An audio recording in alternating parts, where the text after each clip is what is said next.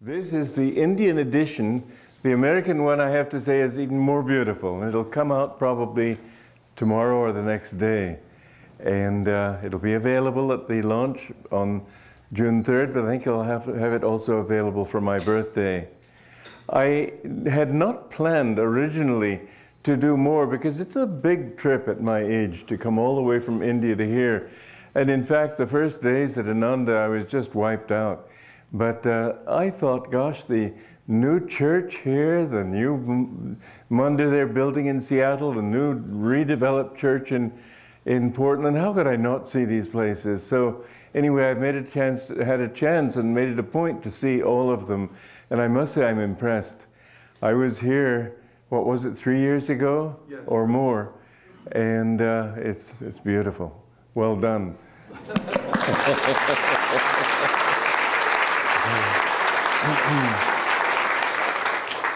You know, it's no small thing to take up a whole new work at my age. But I suddenly realized the time had come I had wanted for years. You know, most of you know the story of how I got separated from my guru's organization. I don't need to go into the whole thing tonight, but I had always wished I could go back. I didn't want to be a rival to anybody, but I saw that what was being done there was just not his spirit. It wasn't getting anything out. They were sort of sleeping on their oars the way they'd been doing already since 1920 when he left India, and it really worried me. And then I was in Goa on vacation 3.5 years ago. And I saw books of masters there, and they were finally beautifully done. Everything seemed to be well under control. I thought, well, finally it's going straight. As long as it's doing what it can and should do and fulfilling that potential, I had no thought to come back as long as it's being done. But then the people who had done that work of the editing wrote to me and said they'd been thrown out too. And they wanted to come see me in Italy. I was working, as many of you know, on conversations with Yogananda, many passages I had recorded over the years with him of conversations with him. And 1 hour after I finished that book, they turned up on my doorstep in Italy. And it just seemed to me that here the only people who were doing anything were being put out for the same reason I was put out, being creative, doing something worthy of it rather than just going in a track. And I decided I had to do something. And so that's when I decided Master wanted me to go there. And it was actually a thrilling thing to be able to come, because mind you, what have we done here already? We've started communities, we've written books on all sorts of different subjects. We've got this music which tells in musical form teachings that are the sort of painless Parker dentist kind of thing, painless philosophy. You can remember it when it's in a melody more easily than you can if it's just a saying. And so the idea of having these teachings also singable, that was the one worry I had when I went to India, that they wouldn't relate to the music because it's so different from their kind of music. That was just the best thing that I could possibly have heard. They love it. They love the words, they love the music. It was really thrilling. So what I've done really is go back to India with a bouquet of everything we've developed over many years here in the West and offered this to India. And we've had a lot of success there. As you know, I'm on television now every day of the year. That's no small thing. Just think what it would cost to put one program on every day of the year here in just Sacramento. A tiny town compared to a country of 1.3 billion people. And this goes to the whole country. Now, do all of them speak English? Of course not, but maybe 100 or 300 million, should say, do. And this program is seen everywhere. I went to visit the chief minister, who was sort of like the mayor of Delhi. And the first thing she did when she came out, she said, "Oh, I've been watching on television." Everywhere I go, people have been watching this on television.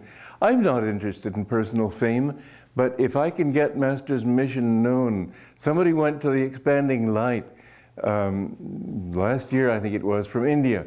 He was a spiritual teacher and a healer, I believe. And anyway, one of the guests at the Expanding Light at the village asked him, well, is Yogananda well known in India? And he said, well, you know, because he left India so young. Indians didn't know him until fairly recently. The intellectuals at least had begun to read Autobiography of a Yogi, which they had not done when I lived there 45 years ago. And he said, but still, he wasn't known in the ashrams, he wasn't known among spiritual people. And it was only in the last 2 years, he said, that Swami Kriyananda, being in India, has really given it an impulse. And his programs on Asta and everything have made a big change. Well, this is the bouquet that I have wanted to bring back to Master's home country. Tomorrow, 10 people are coming from India to visit here. We want them to see what we've got. You can't talk about village and community life. You've got to show it to them in action. When they see it, then they think, oh, that's great. But I know when we had the people from Italy, we've had a community in Italy for quite a long time now, years and years. But when they came here, that was when they really, it clicked for them. They said, oh, wow, this is the way to live. You know, sociologically, just speaking sociologically for a moment, the effort of, let's say, Karl Marx to change the world with his philosophy, how have they been able to get people to follow communism? By killing everybody who doesn't accept. They have actually killed off 100 million of their own people in Russia and China, not to speak of enemies, their own people. That's not the way to get a new thing going. What Master did was create a model. And when people see that it's possible for people to live idealistically, happily, harmoniously, serving each other, helping each other, and being successful, then they begin to think, well, why not?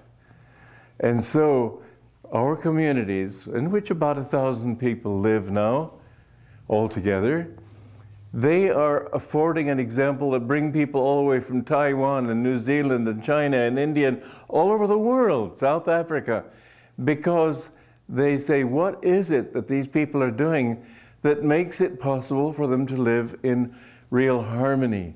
Well, this example can change the world in a way that philosophy will never do, and social enforcement will never do, and protesting in the streets will never do.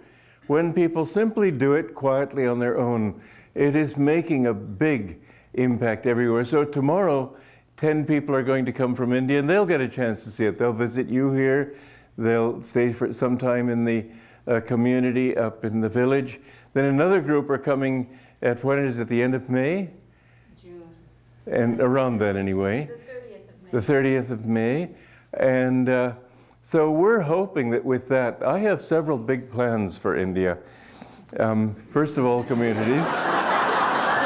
Oh, don't laugh. This is... I got that country all sewed up here.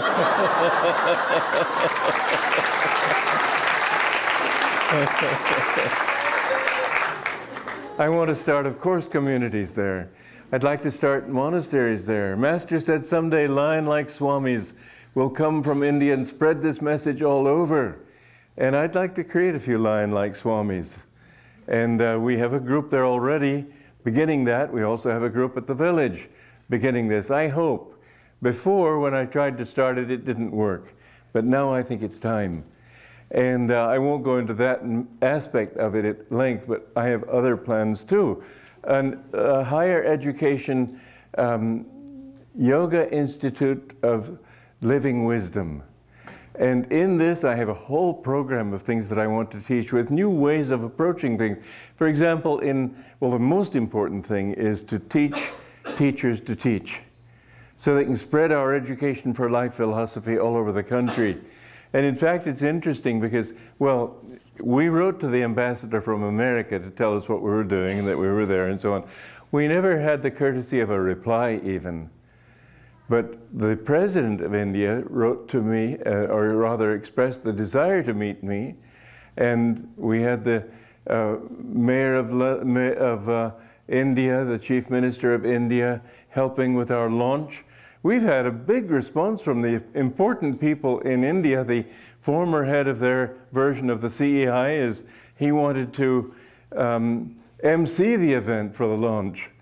And this is the difference between these two countries. This is why it's so wonderful teaching there. In America, you really have to convince people that it's worth it, that it's valid, that you're not completely crazy, that they ought to take it more personally and seriously. In India, they know all that. They want it. And the openness of people's minds there, and above all of their hearts, is thrilling. And so anyway, this is something that the President of India, Abdul Kalam, asked me, what are you doing? You're starting an institute, but we need to help the whole country. I said, what I want to do is train teachers to go out and teach these things everywhere. He liked that. Another thing that we want to do is have an orphanage. There are lots of orphans in India, especially girls. It's too bad. You know, somebody told me years ago that to get his daughter married would cost him 2 years of salary. That's quite a scare for somebody who has 5 girls. What's he going to do? It's really no joke. It's a cultural thing, and they've done their best to break it, but it's not easy. And so lots of girls are abandoned. It's tragic, but it's a fact. What we want to do, however, we see these orphans as an opportunity. We're not interested in putting them up for adoption. We're going to be their family. We're going to call it Welcome Home and make it like a family. If there are hundreds of them, it'll be a family, and we'll try to get jobs for them. We'll try to put them in the community if they like, try to find husbands or wives for them. And Durga and Vidur are going to go and take charge of that, and that'll be a great thing. Then I want to do an old people's hostel. You know, in the Bhagavad Gita, again and again, Krishna keeps talking about the importance of your final exam, the final exam of life. The consciousness with which you die determines where you go and what happens to you in the future. And if you have the thought of God, you can go to God. But it's not so easy. It's not as if you can live as you want to and then at the last minute, rum, rum, rum, rum, rum. It doesn't work quite like that.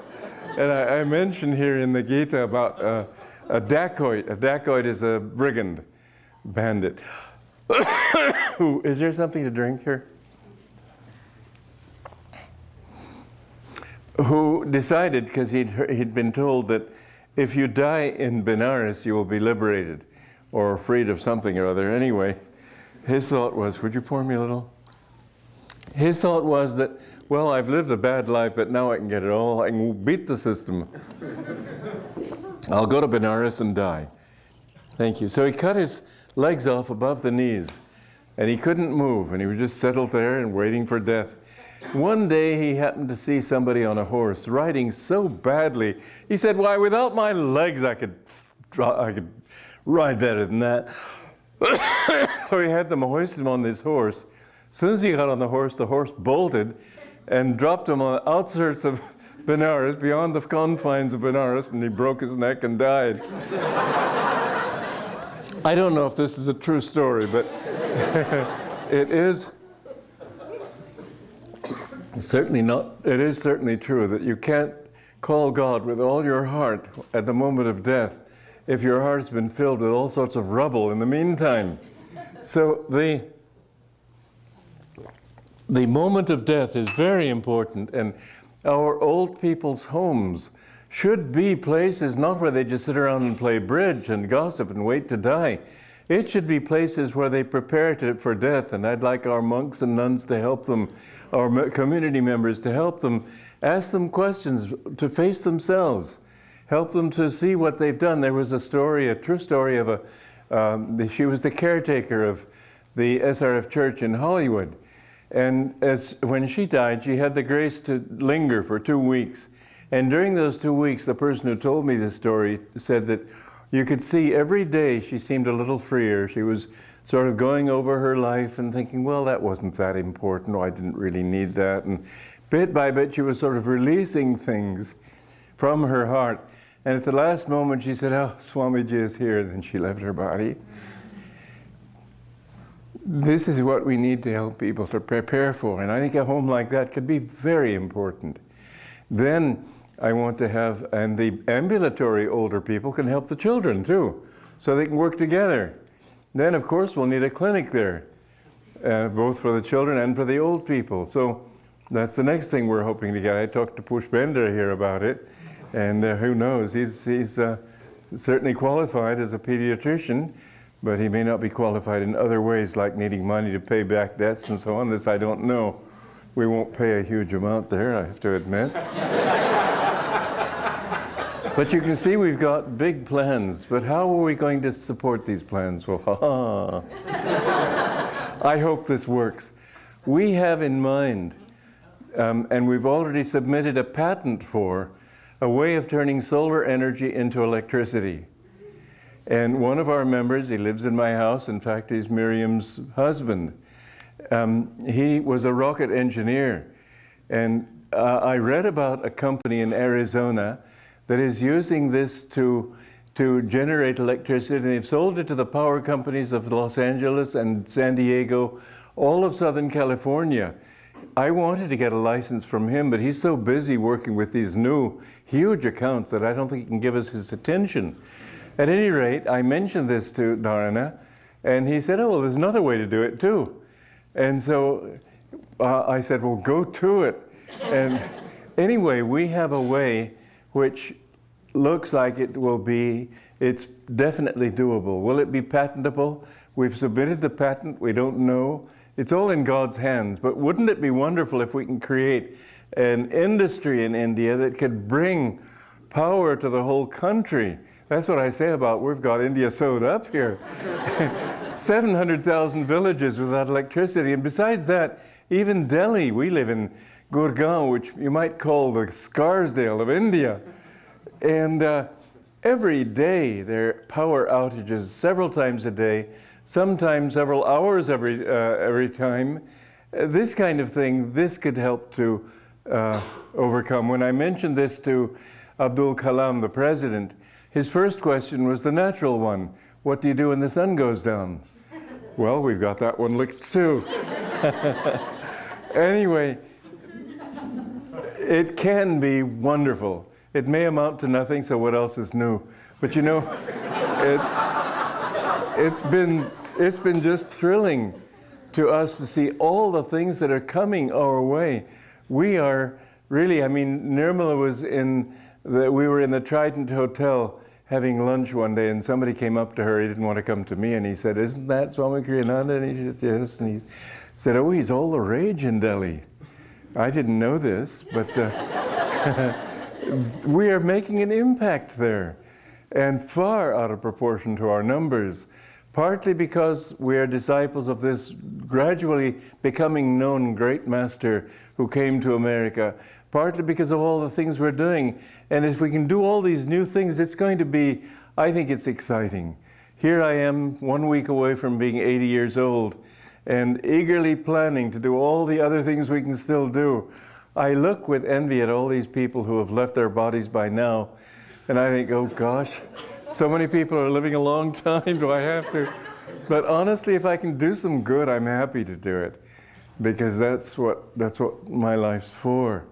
At any rate, the work that we're doing there, we have a team of about 20 people living in the ashram, and we're getting more and more Indians wanting to join us and joining us, in fact. And we're just on the very beginning. We've been there 2.5 years. So in another 5 years, I think you're going to see a big thing.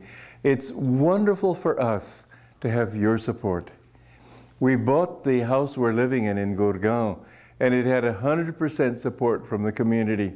One person, Ray Noble, who has no money at all, sent 25 cents. He said, "This is all I have, but I want to get behind this venture." And it's wonderful to be able to say that the whole of Ananda in the West is getting behind this thing. I think that the work in India will be many times larger than what we've accomplished here in the West.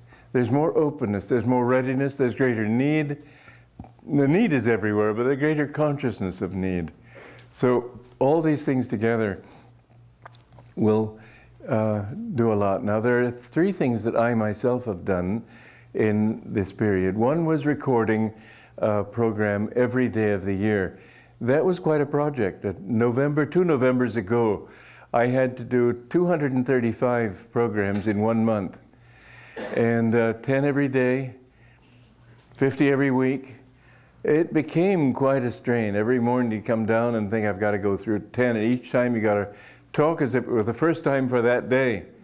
And there were several times when I just thought I couldn't possibly, but I had to, and all my friends were pleading with me not to, and I called Jyotish and Devi, and Jyotish said, well, you've put your mind to it, you have to do it. And I said, thank you, Jyotish. That's what I needed. I don't need people to tell me not to do something I've made up my mind to do. I need them to.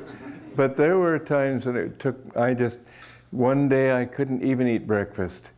They served me and I was leaning like this and I couldn't bring the spoon to my mouth. That's how tired I was. But when I got down there and the lights were on and the cameras were rolling, suddenly it was okay and I could manage it. So that was one thing. Another thing was that I was in the hospital with pneumonia 2 Februaries ago, and it was a bad case. It looked like a London pea soup fog looking at my lungs. And one of the doctors came in. You can imagine a doctor doing this. He came into my room and he said, "Sir, can you help me?" And he said, I have a son in college in Canada. I have many expenses. How is it possible to succeed and be always truthful and always honest and always dharmic? He said, I believe in yoga principles. I believe in these things, but how can I, to be practical, do these things? Well, I said to him that I have learned from my experience that if you are strictly honest, strictly truthful, strictly honorable, follow the rules of rightness, no matter if failure glares you in the face, you will succeed. The problem with that moment was that I was not an advertisement for success. I was practically unconscious, and I sort of mumbling this reply.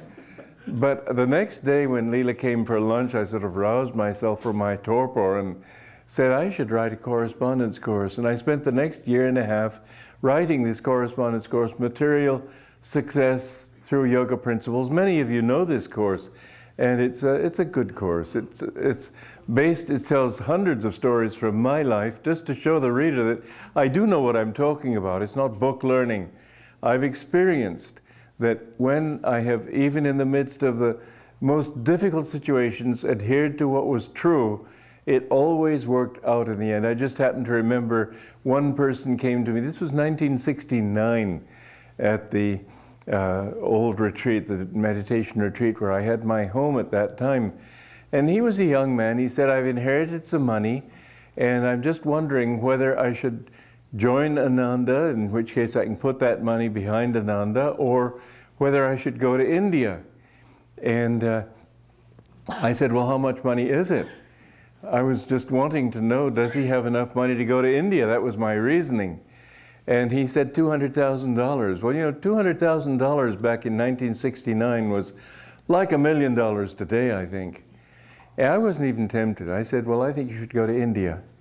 Because I reasoned that he wouldn't have offered me that alternative if that hadn't been part of his thought, and I wanted only people who really wanted this. So I said, go to India. I've never been tempted to do anything except that which is right, which is not temptation. And so these lessons, I thought they would be 13 pages each. They turned out to be 26 average each. And they're a good course. They're based on solid experience and experience that actually worked. And those of you who don't have that course, I really do urge you, because I think that this can change America, it can change India, it can change the world in its approach to business and practical things and so on.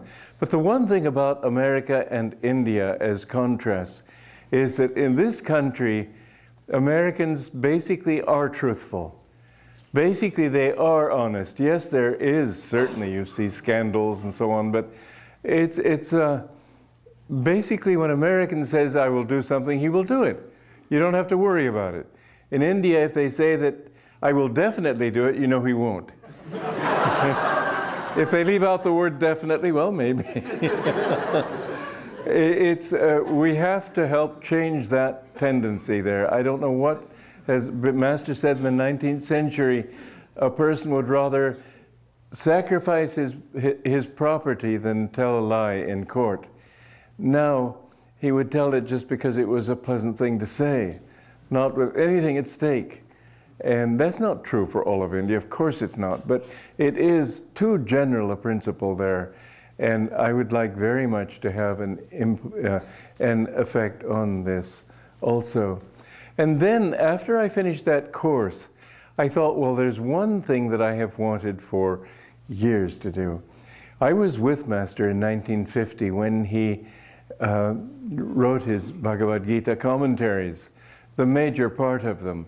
It was in January of that year that he said he was going out there and I was going to go with him, and he said to a group of us monks that I asked Divine Mother whom I should take out there to help with the editing, and your face appeared, Walter, meaning me.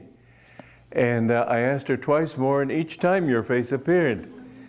And that could have two meanings. One was, oh my God, not him. But there's another thing, and that is that when a thing is said 3 times, that means it's very, very definite. Like in Islam, if a man or a woman say, I divorce you 3 times, they say it, then it's final. So 3 times affirmation makes the thing firm. So the fact that he asked it 3 times meant that it was a definite Divine Mother guidance that I should help him. Well, Laurie Pratt was his editor. She'd done the Autobiography of a Yogi with him. He had another lady out there who was a professional editor, even though she wasn't a disciple, she was a devotee, and Carol Neely, her name was. And I was 23 years old and had had no experience, and I'd only been with him a little over a year. It seemed absurd to have me doing this work, and I thought it was absurd. And he must have thought it was absurd, because he said, work like lightning, but don't change a word. How you can edit without changing a word, I don't know.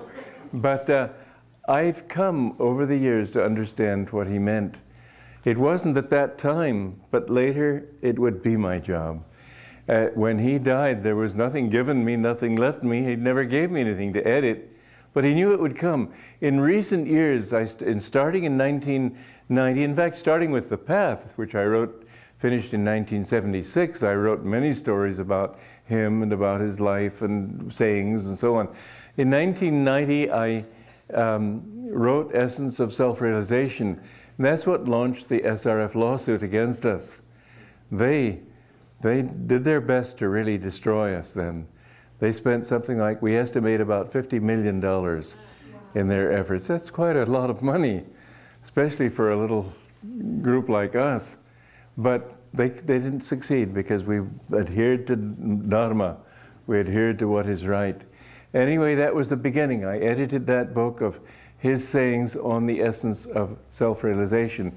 Then I had not been at all pleased with the editing of the Rubaiyat of Omar Khayyam, his commentaries on it. And that was the first thing he had me work on out there at the desert. So I thought, well, I should work on that one too. People told me that they would, every time it would come in the magazine, they'd go eagerly to it, and after 1 or 2 paragraphs, oh, I guess I'm a little sleepy tonight, maybe I'll read more tomorrow, and that's the way it went on. It didn't have that spirit which he had and which his writings had. He tried to put poetry into it, they took it out. And so anyway, I did the Rubaiyat of Omar Khayyam, and that was such a wonderful thing. I remember when I was editing that book, it was in Menlo Park in a studio there, and when I got to the last stanza, I couldn't read it. I was just weeping. It took me several attempts before I could finally read it with a straight voice, you might say. It was it's a wonderful book. Those of you who have not read it, do please read it. It's wonderful. the Rubaiyat of Omar Khayyam as explained by Yogananda. And then I had all these, he had told me again and again, write down what I say, write down what I say, or hey Walter, write that down, or whatever.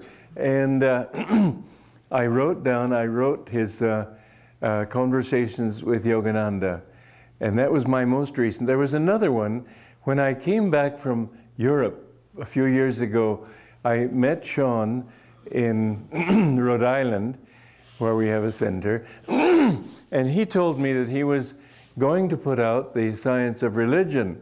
Well, that's a wonderful book. I've always loved it. But I said, well, before you do, let me read it through. And as I read it through critically like an editor rather than casually like a reader, I saw that it really needed help. And I remembered that in India in 1961, Swami Satyananda was a disciple of Master's, had told me that when Master came back from Japan, he came back with an outline of how he wanted to present his teachings. And he didn't feel competent enough to put them in a book form in English yet. This was in 1920.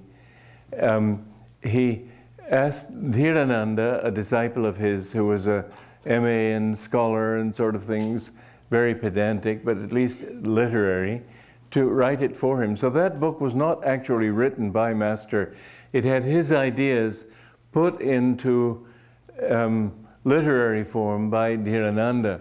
And Tara, the editor, Laurie Pratt, had said to me that she had been thinking of dropping it from the SRF roster of books being published. And she told me at the time that it wasn't even written by Master, it was written by Dhirananda, but I thought, well, Master wouldn't put his name to something he hadn't written. So when Satyananda explained to me that it was Master's idea, then I understood Dhirananda had been a ghostwriter. It had been his phraseology, but Master's consciousness, Master's ideas, and they're fundamental to his teachings. They had to be his. But when I read it, I saw that it was too full of logical holes. It was just badly done. So I redid that. And SRF complained when I tried to present it as Science of Religion, which it is, but I had to give it a new title, and then they couldn't do anything about it, so I called it God is for Everyone, which in fact is nowadays a better title. In those days, that was a good title. It doesn't work as well now. So God is for Everyone was another work of mine, editing his original book, rewriting it really, but using the logic of his basic teachings. Well, again, go to the book if you want to read it. I'm not going to talk about that tonight. And then finally, after I finished these lessons, I thought, well, there's one thing that I really want to do. I've always wanted to do. I always assumed that when SRF came out with their Gita, editing of Master's Gita commentaries, it would be fine. But you know, 45 years later is when they published that book for the first time. He wrote it in 1950, didn't come out till 1995. 45 years is long enough to over-edit. It was over-edited. It just needed help. Dr. Peter Van Houten calls it the best literary substitute he knows for Valium. It was painful. There are enough footnotes to sink a ship. And so I had always wanted to do something, but I thought, well, I don't have access to the archives. what can I do?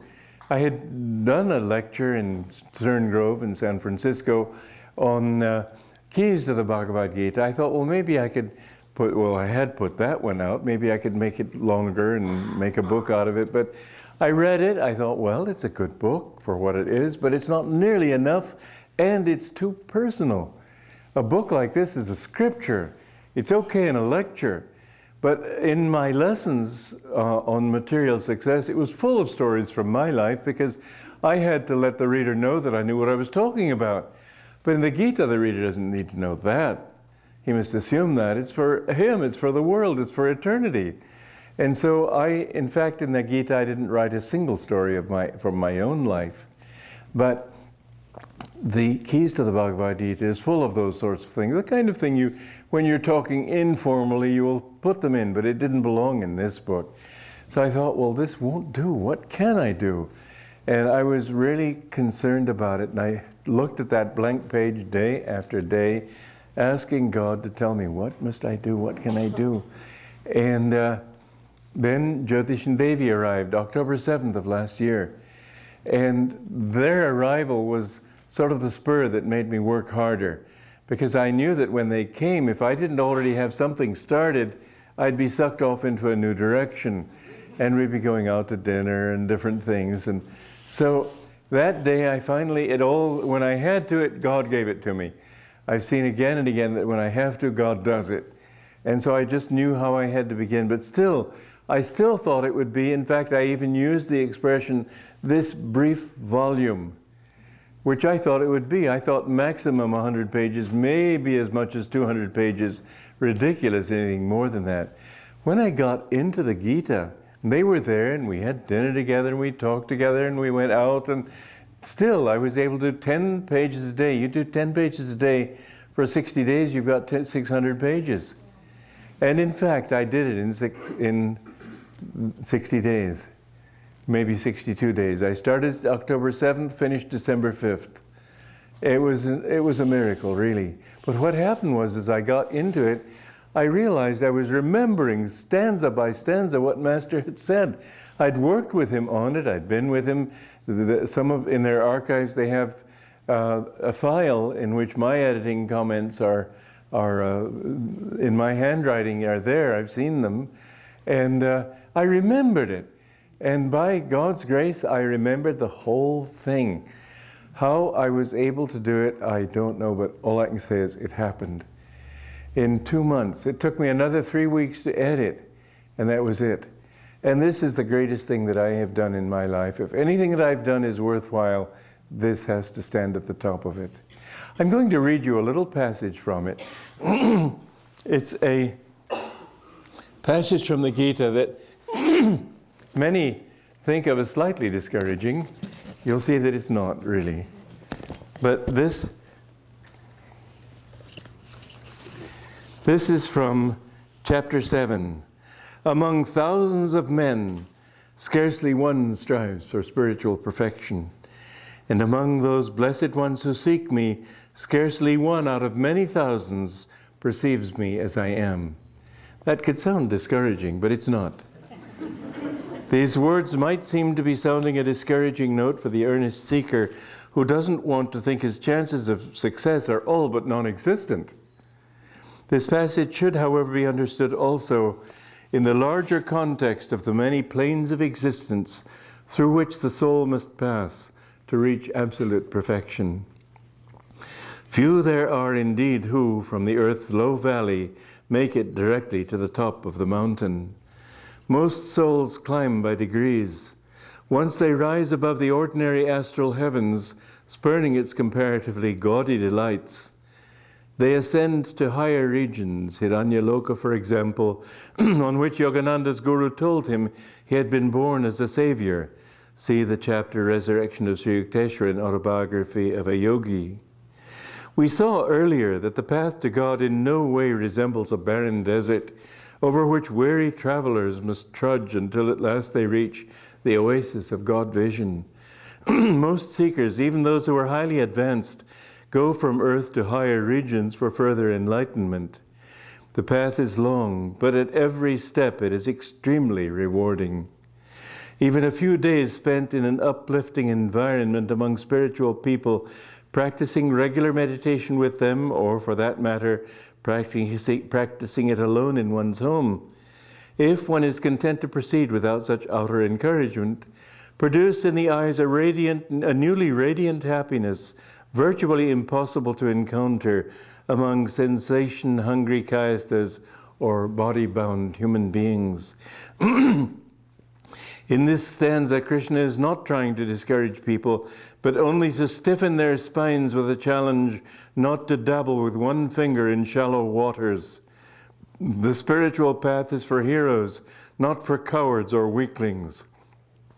The common argument why should I try to be different from everybody else, deserves to be answered with another question. Do you want to go on suffering like everyone else? That argument often continues. I don't see all that much suffering around me. People smile when they meet others. They bear up bravely under hardship. Some of them do suffer, but I also see a lot of gladness, many happy homes, and much laughter and general contentment.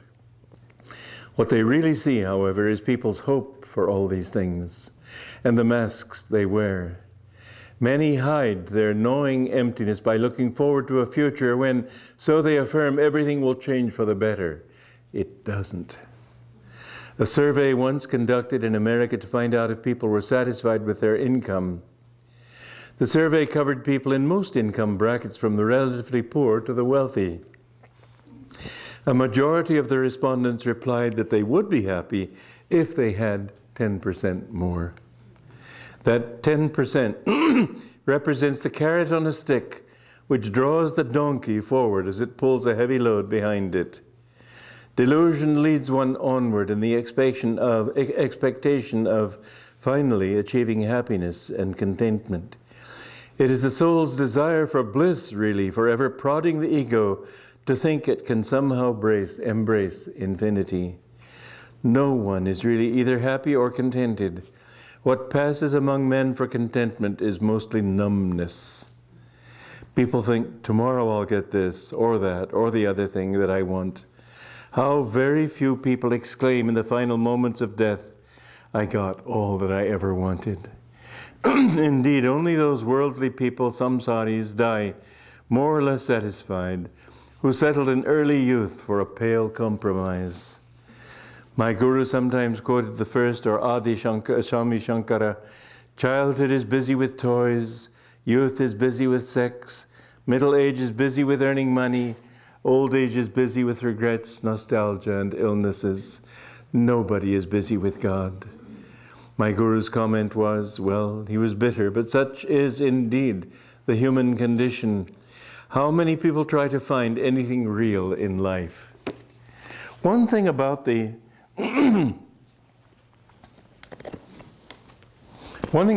Indian religion, the Hindu religion, is that it's the only one that upholds before everybody the ideal of moksha or final liberation.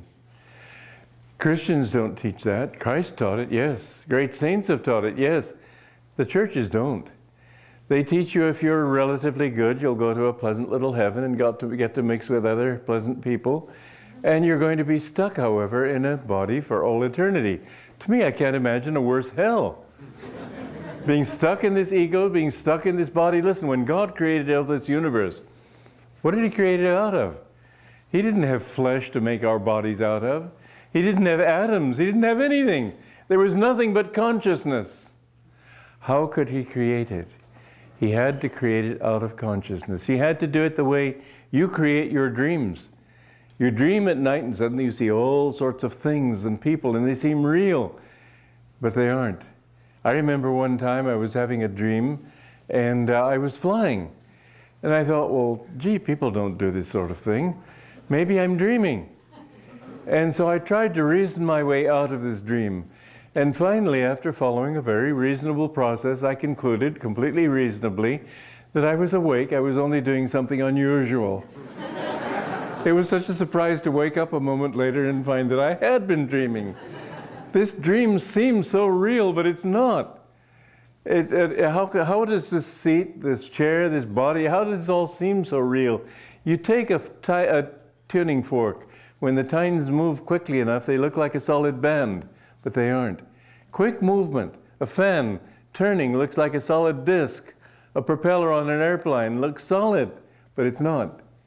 So the vibrations, the infinite number of vibrations that have produced this universe are what make it seem real, but it's only consciousness. God created everything first in idea. Then He vibrated those ideas more grossly to make energy. And then He vibrated that energy more grossly still to give the appearance of matter. Now these things couldn't be taught 200 years ago, but now we know that matter is energy. Matter is simply a vibration of energy. There is as much space in your body, relatively speaking, as there is in outer space. Relatively speaking, from the size of the atom, the nearest star to our star takes 4 light years for the light to reach us. 4 years. Light traveling at 186,000 miles a second takes 4 years to reach us from the nearest star. That's how far away, relatively speaking to their size, the atoms are in your body. You're much more space than you are material. In fact, if you could reduce all the matter in your body to a little tiny thing, it would probably be so small you couldn't see it. It would have the same weight, but it would have really basically no appearance. And yet even that is just energy. All these things, science has made it possible for Yogananda finally, after thousands of years, to explain this Bhagavad Gita in a way that it is acceptable and understandable because we know it intellectually. At least it's been proved to us by science. And the idea of this infinite one, how did he become you and me? You didn't exist, I didn't exist, except in him. You know how old you really are? Here I say I'm turning 80. I'm infinite. I'm eternal. You were eternal. You are as old as God. And you've been coming around a long enough time, and you've sort of gotten everything identified with the body and desires and this thing and that thing. That isn't who you are. However, the Christian religion, I don't talk of the teachings of Christ. I'm talking of churchianity, not Christianity. In churchianity, they don't talk about that. You're not this little body. You're not this little ego. And a very important thing in your own spiritual life is to try to feel that He is doing everything through you. Even your mistakes. Yogananda said God likes that. He likes it when you give Him the credit or the blame, whichever. He did it all. It's His dream. And you can't say that He Himself did it, but He did it through your ignorance, and it was His energy and His consciousness that made you do those things. What helps you in that is not that, well, you can do anything you like to, and fine, He did it, not me. That's not it. That's not the idea behind that. But if you understand that it's His impulse, then you want to make your impulses in tune with who He really is, which is eternal bliss. And so we come to the point of realizing gradually that we are not this ego. You've noticed that people who are of lower consciousness, they very intensely see the difference between themselves and other people. People who are more evolved spiritually, they feel the sufferings of others, they feel the joys of others, they feel the desire to share with others. There's an expansive desire in the heart to know more and be more. It's just a natural thing that everybody in the world experiences. And there's another thing that is universal, and that is that as you evolve, your energy goes upward. All religions say that heaven is above and hell is down below. But what is below for us is up for people in Australia, and vice versa. Then it's not cosmic, obviously. It's really in the body. If your energy in your body goes upward, it's sort of like a bar magnet. The north and the south poles, we all have that in our spine. This is the North Pole, the top of the head. The South Pole is the bottom of the body. And in every culture and every language and every human being knows that when his energy goes upward, he feels good. When it goes down, he says, I feel depressed, I feel low, I feel heavy. All these things are just, we know more about yoga than we know, because these are the teachings of yoga. And so this is the whole Bhagavad Gita and what the whole story of the Gita is about. It's set on a battlefield. But the battlefield is the battlefield of our own spine. The tendencies in us which help to raise the energy, those are kindness, love, compassion, sharing with people, humility, all those things, as opposed to the desires for the world and for ego satisfaction and body satisfaction and so on. All of these things are within every human being. And the Battle of Kurukshetra is very interesting. The very first stanza of the Gita says, which side won? The whole story is about Dhritarashtra asking Sanjaya introspection to tell him what's going on the battlefield, and yet he puts it in the past tense. That's a hint from Krishna that it's really psychological, this warfare. It's after your psychological struggles that you sit back and think, now which side got the upper hand today? Did I come out of that confrontation well or badly? It's afterwards, it's not during. People who are busy insulting, shouting, hitting, competing, whatever it is, they're in the heat of battle. It's afterwards that they think, I shouldn't have done that. Or, yeah, I'm glad I did. This question is something you must ask yourself every day, every evening before you go to bed. Which side won? And the whole Bhagavad Gita is set in that issue. Which side is winning? And an interesting thing, it says that there can be no death. Arjuna says, I don't want to kill the enemy because they're related to me. Well, your own faults they're a part of your family, aren't they? They're your faults. That's the way you think of it. But when you can get rid of a fault, it isn't as if, and this is an illusion that many people have, yeah, but if I get rid of my selfishness and my greed and my passion and my anger, I'll be less a human being because I'll lose some of my personality. That is not true. Krishna makes this point very clearly. He says that you don't lose anything. The energy that went into your lower qualities is the same energy that you will release into the infinite when you can change those energies into higher ones. And so there's no loss, there's only gain. The first is bondage, the next is release and freedom. And so in the Bhagavad Gita, we find a teaching that is, I don't know of any other writing that states it so well and so clearly. But what Yogananda did, he came at a time. I don't say he was greater than others because they're all one. Once you're one with God, there's nothing else to be one with. You're equal. In fact, I've told this story before on this trip. There was one master that my guru did not mention in Autobiography of a Yogi, a liberated master. And I got to spend 4 days with him, with that master. He's no longer living, but he's lived a very obscure life in a very obscure village outside a very small town. And I said to him once, well, I was there 4 days, so once means within those 4 days.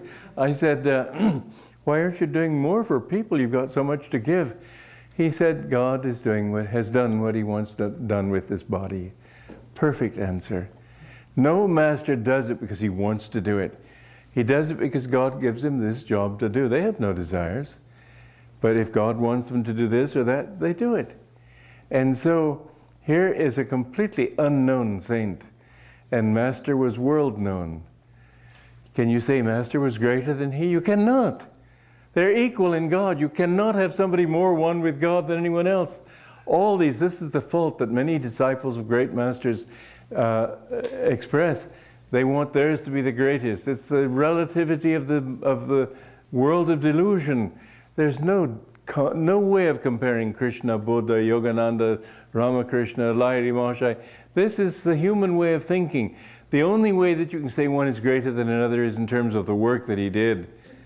But the reality of that soul is equal. All of us, this is the point that I'm coming to, all of us must be the same. Their job, Jesus did not come to show us how great he was. He came to show us how great we are in potentiality. When the Jews criticized him for blasphemy because he said, I and my Father are one, he didn't say, God, my Father says so, you better believe it or you'll go to hell.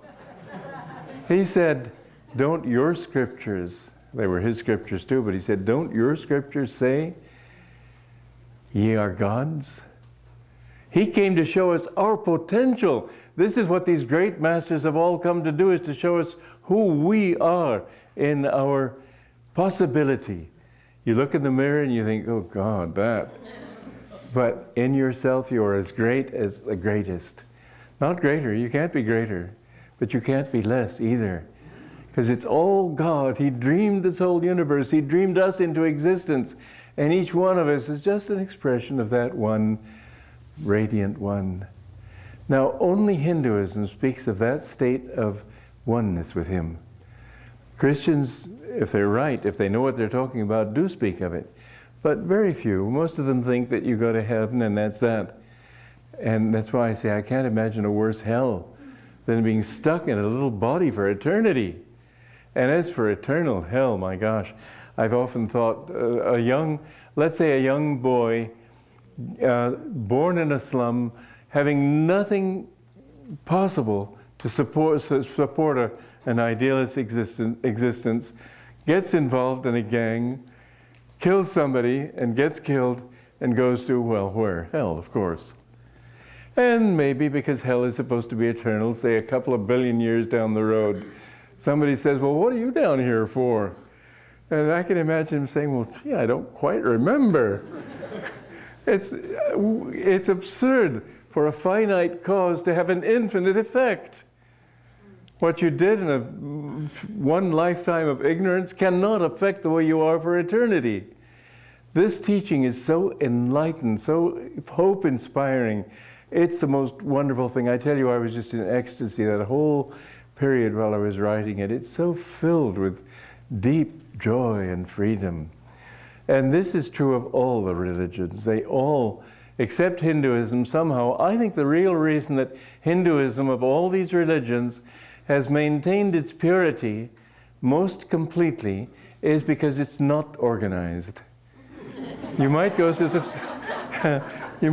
far as to say it's totally disorganized. I won't argue that point.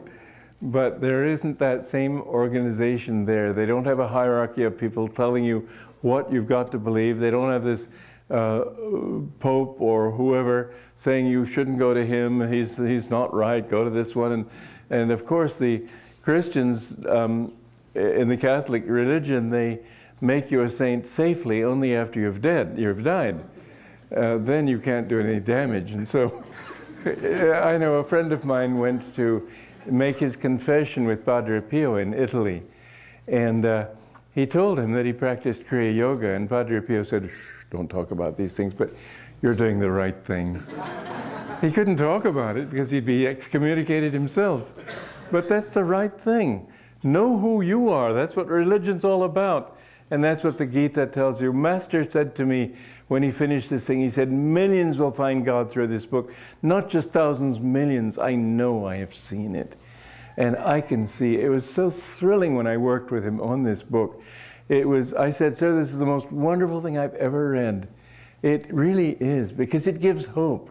And there's not a single aspect of the spiritual life that it doesn't deal with in very realistic, down-to-earth terms. And it's very practical. If you can't do this, well, then here's what you can do. And if you can't do this, then here's what you can do.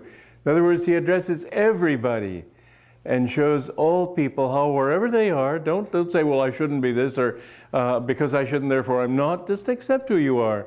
But here's what you can do. Everybody can follow this ladder up to perfection. This is the beauty of this scripture.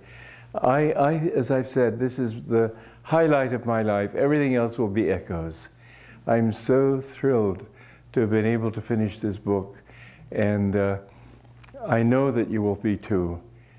All those who have read it have had the same feeling of excitement and discovery in reading it. Well, anyway, here I am, just passing through, you might say. I'm going to be having my birthday on next Saturday, is it? The birthday itself is Friday, isn't it? Yeah. It's the whole weekend. Huh? The whole weekend, yeah. They're doing something or other. And it didn't seem right not to come back home for my spiritual birthday. And I have to say, this is home. That is more home in another way, but each place is home. In fact, my body is my temple, and wherever I am, that's home. But I have to say also, it's wonderful to be back here. Thank you all for coming.